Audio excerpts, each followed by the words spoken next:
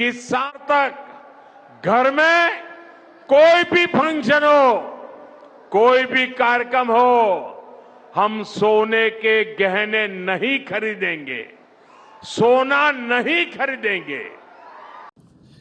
చూశారుగా ప్రధాని మోదీ ఏమని పిలుపునిచ్చారు. సంవత్సర కాలం పాటు ఇంట్లో ఏ ఫంక్షన్లు జరిగినా బంగారాన్ని కొనొద్దని అంటున్నారు. అట్లాగే ఇంట్లో వాడేటువంటి ఆయిల్స్ దగ్గర నుంచి మొదలుపెడితే బండ్లో యూజ్ చేసేటువంటి పెట్రోల్, డీజిల్ వాడకాన్ని కూడా దాదాపు తగ్గించాలని చెప్పి ఆయన కోరుతున్నారు. అవసరమైతే పబ్లిక్ ట్రాన్స్‌పోర్టేషన్ వాడుకోవాలని ఆయన సూచిస్తూ ఉన్నారు. కారణం ఏంటి?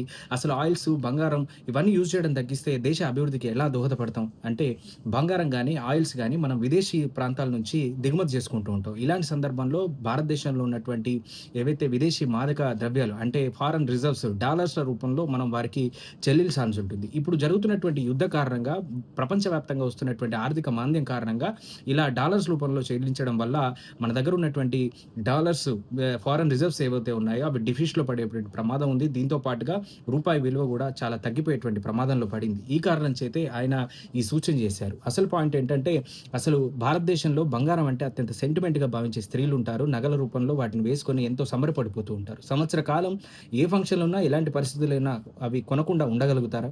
దీంతో పాటు ఉద్యోగులు లేదంటే వర్క్ ఫ్రమ్ హోమ్ చేయలేని వాళ్ళు పబ్లిక్ ట్రాన్స్‌పోర్టేషన్‌లో వెళ్ళగలిగితే అన్ని సదుపాయాలు ప్రభుత్వం కల్పించగలుగుతుందా? మెట్రో గాని, బస్సులు గాని ఒక్కసారిగా జనం అంతా బయటికి రాగలిగితే అంత సౌలభ్యం మనకుందా అనేదే అసలు ప్రశ్న.